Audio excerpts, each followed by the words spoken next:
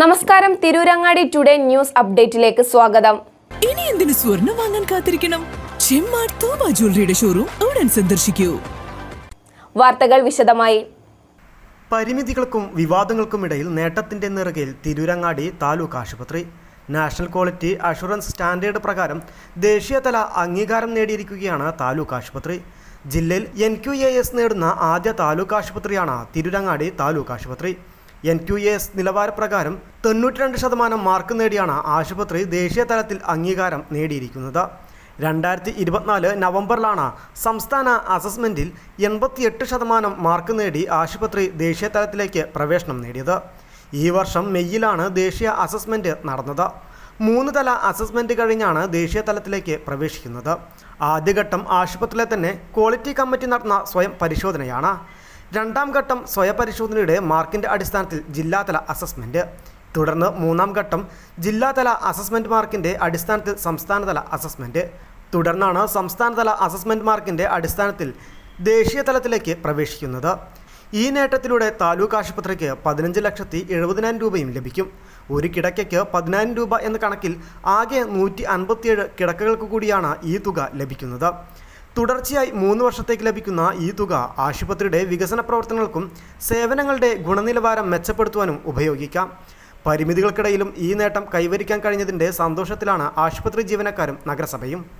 തിരൂരങ്ങാടി താലൂക്ക് ആശുപത്രി നമുക്കറിയാം, അഖിലേന്ത്യാ തലത്തിൽ NQASൻ്റെ അംഗീകാരത്തിന് അർഹയായി 92%, അഖിലേന്ത്യാ തലത്തിൽ 92% മാർക്ക് നേടുക എന്ന് പറയുന്നത് ചെറിയ അംഗീകാരമല്ല, വലിയ അംഗീകാരം തന്നെയാണ്. ആ അംഗീകാരത്തിന് കൂടി താലൂക്ക് ആശുപത്രി അർഹമായി എന്നുള്ളൊരു സന്തോഷം കൂടി ഇതോടൊപ്പം ഞങ്ങൾ പങ്കുവെക്കുകയാണ്.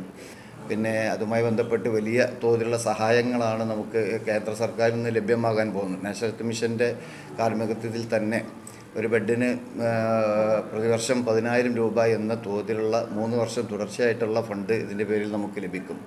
157 ബെഡുകളാണ് നമുക്കുള്ളത്. ഒരു ബെഡിന് 10,000 വെച്ച് 15,70,000 രൂപ പ്രതിവർഷം 3 വർഷം തുടർച്ചയായിട്ട് അതിൻ്റെ മെയിൻ്റനൻസും മറ്റ് ആവശ്യങ്ങൾക്ക് വേണ്ടി സർക്കാരിൽ നിന്ന് ലഭ്യമാവും എന്നുള്ളത് തന്നെയാണ് അതിൻ്റെ പ്രധാനപ്പെട്ട നേട്ടം. അതുമാത്രമല്ല, മറ്റ് തലത്തിൽ ദേശീയ തലത്തിൽ തന്നെ മറ്റ് അംഗീകാരങ്ങളൊക്കെ ആശുപത്രിയെ തേടി വരുന്നതിന് കൂടി അത് ഉപകാരപ്രദമാവും എന്നുള്ളത് കൊണ്ട് വളരെ വലിയ ഒരു സന്തോഷം ഞങ്ങൾക്ക് ഈ കാര്യത്തിലുണ്ട്. അതുകൂടി പങ്കുവെക്കുകയാണ്. നമ്മളിപ്പോൾ ഇന്നലെ നമുക്ക് NQASൻ്റെ അംഗീകാരം കിട്ടി. അംഗീകാരം എന്ന് പറഞ്ഞാൽ വളരെയധികം ഓരോ ഗവൺമെൻറ് സ്ഥാപനവും വളരെയധികം ആഗ്രഹിക്കുന്ന ഒരു പൊസിഷനാണ്. അത് നമ്മുടെ ആശുപത്രി വളരെ പരിമിതമായ സൗകര്യങ്ങൾ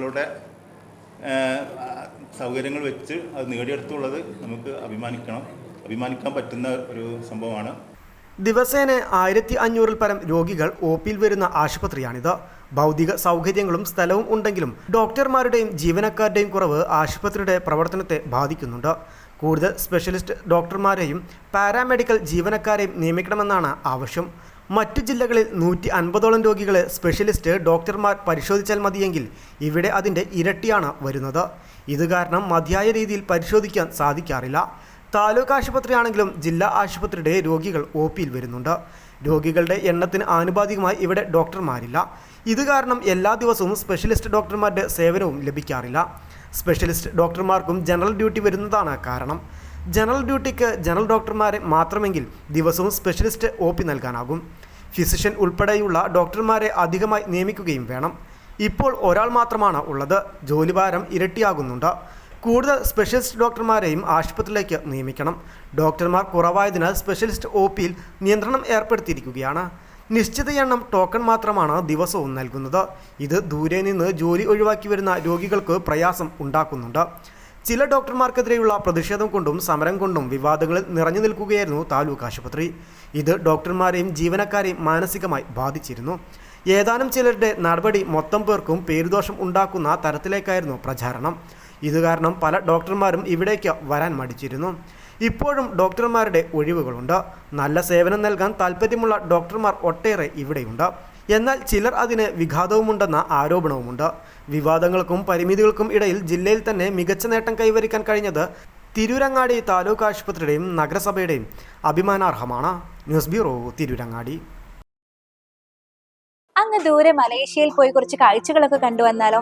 അതും സൗജന്യമായി. വിശ്വസിക്കാൻ പറ്റുന്നില്ല അല്ലേ? 2025 ജൂലൈ 1 മുതൽ 2026 ഓഗസ്റ്റ് 30 വരെ തൂബ ജ്വല്ലറിയിൽ നിന്നും സ്വ ഡയമണ്ട്സ് പർച്ചേസ് ചെയ്യുന്ന വ്യക്തികളിൽ നിന്ന് തിരഞ്ഞെടുക്കുന്ന 30 പേർക്കാണ് ഈ സുവർണാവസരം. ഈ വർഷകാലയളവിനെ 3 ഭാഗങ്ങളായി തിരിച്ച് നറുക്കെടുപ്പ് സംഘടിപ്പിക്കും. ഓരോ നറുക്കെടുപ്പിലെ വിജയികൾക്കായിരിക്കും ഈ സൗജന്യ മലേഷ്യ യാത്ര. കൂടുതൽ വിവരങ്ങൾ അറിയുന്നതിനും ഡയമണ്ട് വാങ്ങുന്നതിനും ഇന്ന് തന്നെ ചെമ്മാട് തൂബ ജ്വല്ലറി സന്ദർശിക്കും.